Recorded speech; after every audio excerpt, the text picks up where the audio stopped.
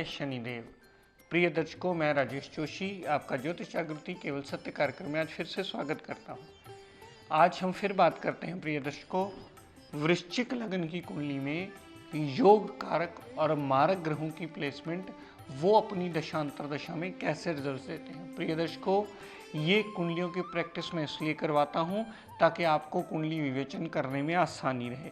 इसका degree wise बलाबल आप हर कुंडली में स्वयं देखिए कि कौन सा ग्रह कितनी अंश का है आपकी कुंडली में और वो कैसे फल देने वाला है। ये प्रैक्टिस आपको इसलिए करवाई जाती है कि आपका विवेचन करने में हाथ खुलता रहे और आप आसानी से पता लगा पाएँ कि कौन सा ग्रह कहाँ प्लेसमेंट में आकर के अपनी दशा अंतरदशा में कैसा फल देने वाला है।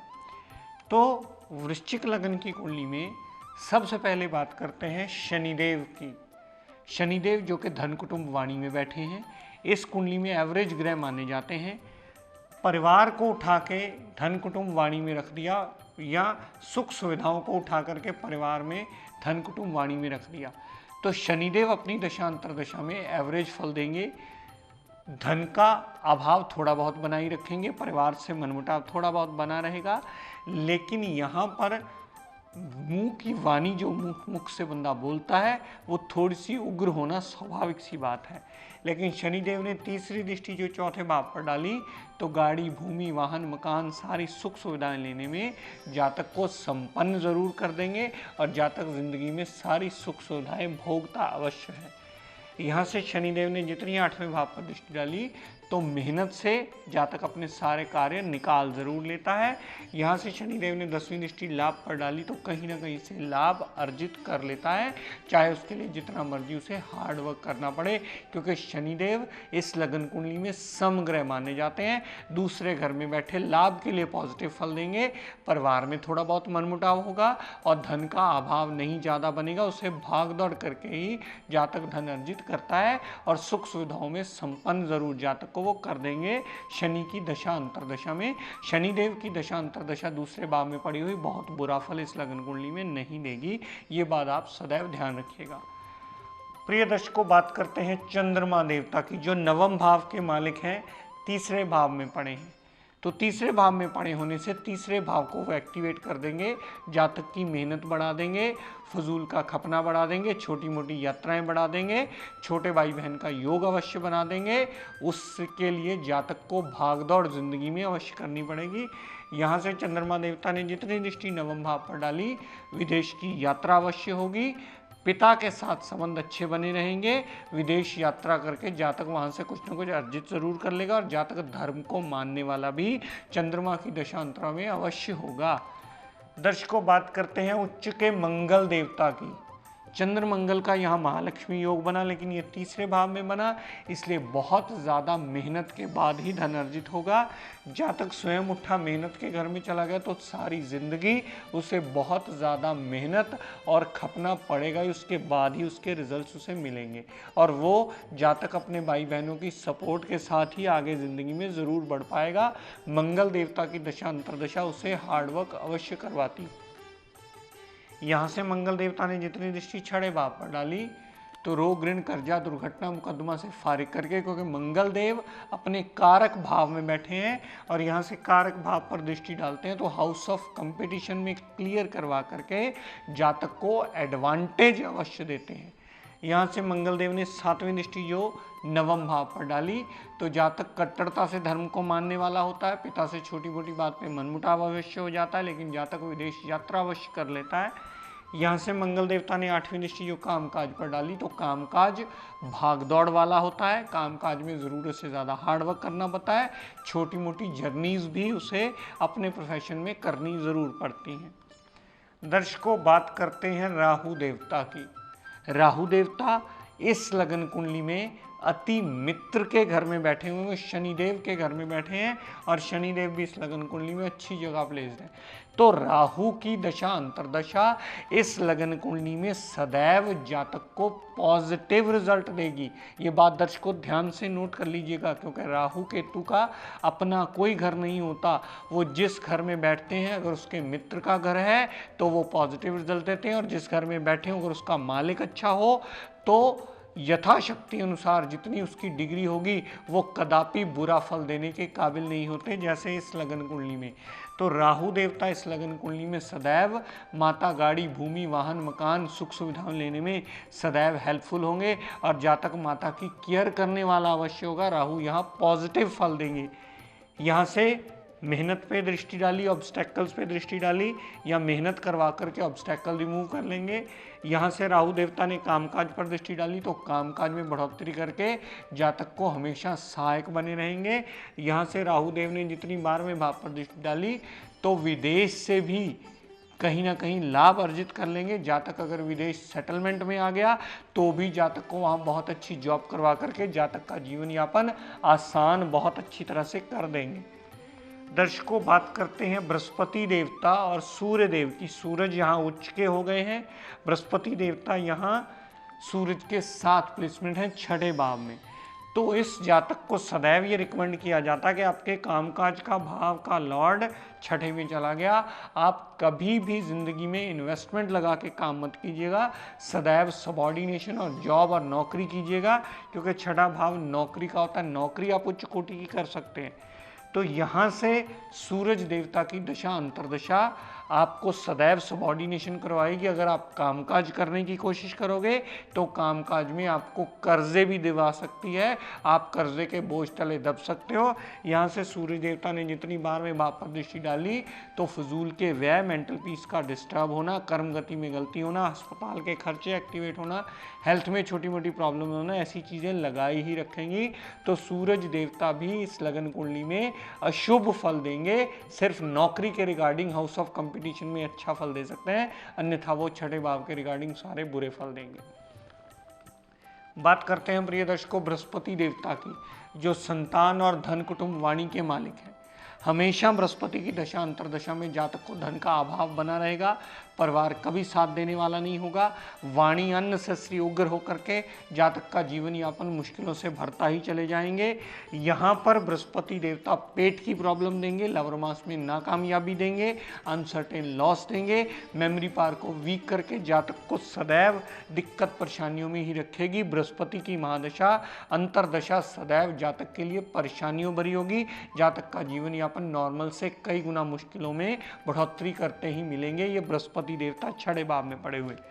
यहाँ से बृहस्पति देवता ने 10वें भाव पर दृष्टि डाली तो कामकाज में प्रॉब्लम देंगे। यहाँ से बृहस्पति देवता ने 7वीं दृष्टि जो 12वें भाव पर डाली तो फजूल के व्यय होते रहेंगे। यहाँ से बृहस्पति देवता ने जितनी दृष्टि दूसरे भाव पर डाली तो धन का अभाव बना रहेगा, परिवार पूर्णतः साथ कभी नहीं देने वाला होगा। वाणी में अननेसेसरी जातक ऐसी बातें बोल जाएगा जो कदापि भी जातक को बोलनी नहीं चाहिए, वो जातक के लिए सदैव वर्जित होती है, लेकिन उसका परिणाम बाद में बहुत ज़्यादा नेगेटिव भुगतना पड़ेगा जातक को, वो अशुभता की कैटेगरी में आ जाएगा। तो बृहस्पति इस लगन कुंडली में अगर 6ठे भाव में पड़े हुए तो सदैव अशुभता का फल देंगे अपनी दशा अंतरदशा में। दर्शकों, बात करें बुध देवता की। आप सभी जानते हैं बुध देवता इस लगन कुंडली में 8वें घर और 11वें घर के मालिक हैं और इस लगन कुंडली में अति मारक ग्रह माने जाते हैं। बुध देवता का 7म भाव में प्लेस्ड होना पार्टनरशिप में कलह कलेश मचवाता है, दाम्पत्य सुख में, विवाह में भी देरी करता है, विवाह में भी कलह कलेश मचवाता है और डेली वेजेस में भी नित्य नवी ऑब्स्टेकल्स खड़ी करके जातक की मुश्किलों को कई गुना बढ़ोतरी में करता ही मिलता है। यहाँ से बुध देव ने जितनी दृष्टि लगन पर डाली तो नित्य नवी बुध की दशा अंतरदशा में ऑब्स्टेकल्स खड़ी ही रहती हैं, जातक की मेंटल पीस डिस्टर्ब रहती है, पैसा आता है तो जाने को पहले तैयार खड़ा होता है। तो बुध देवता भी इस लगन कुंडली में कभी शुभ फल नहीं देते, अपनी दशा अंतरदशा में जातक को मृत्यु तुल्य कष्ट तक देते हैं, क्योंकि वो इस लगन कुंडली में लग्नेश के यानी आपकी बॉडी के ही अति शत्रु माने जाते हैं। और जो भी ग्रह आपकी बॉडी का अति शत्रु होगा वो सदैव आपको दिक्कत परेशानियां देता ही मिलेगा। अगर उसकी प्लेसमेंट भी गड़बड़ हो और लगन पर दृष्टि डाल रहा हो वो सदैव दिक्कत परेशानियों में बढ़ोतरी करता ही मिलेगा। और बुध देवता का यहाँ बैठकर दृष्टि डालना दिक्कत परेशानियों में बढ़ोतरी करता मिलता है। बात करते हैं शुक्र देवता की। एक तो मारक ग्रह हैं, लेकिन यहाँ शुक्रदेव 6, 8, 12 के मालिक विपरीत राजयोग की स्थिति में आ गए, क्योंकि यहाँ लग्नेश मंगल बली हो गए हैं। तो यहाँ शुक्र देवता दाम्पत्य सुख में दिक्कत परेशानियां तो देंगे, डेली वेजेस में भी दिक्कत परेशानियां देंगे, पार्टनरशिप में भी दिक्कत परेशानियां देंगे, लेकिन अपनी दशा अंतरदशा में जातक काम काज में कहीं ना कहीं से विदेश यात्रा से कनेक्शन बना करके गेन जरूर कर लेता है। अस्पताल का खर्चा उसके जल्दी गले नहीं पड़ता। यहाँ पर पड़े हुए शुक्र देवता थोड़ी बहुत ऑब्स्टेकल जरूर देते हैं, लेकिन जातक का जीवन यापन में सुख सुविधाओं को लाने में मददगार जरूर सिद्ध होते हैं।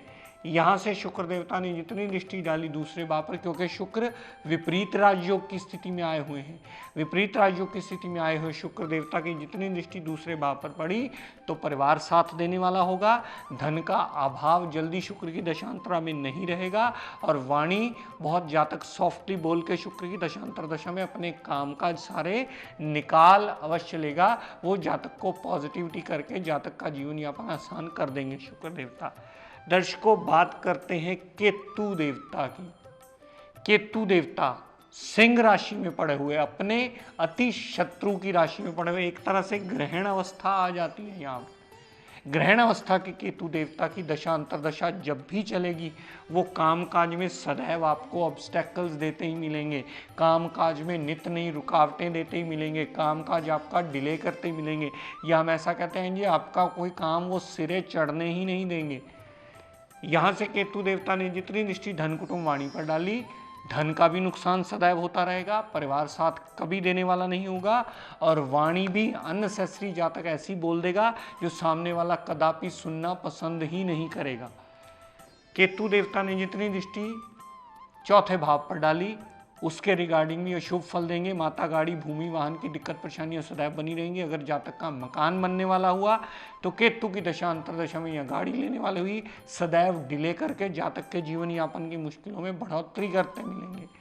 केतु देवता की जो नवम दृष्टि छठे भाव पर डाली तो छठे भाव संबंधी भी रोग, ऋण, कर्जा, दुर्घटना, मुकदमा, कोर्ट केस, लिटिगेशन बढ़ा करके जातक के जीवन यापन की मुश्किलों में कई गुना बढ़ोतरी करते मिलेंगे केतु देवता।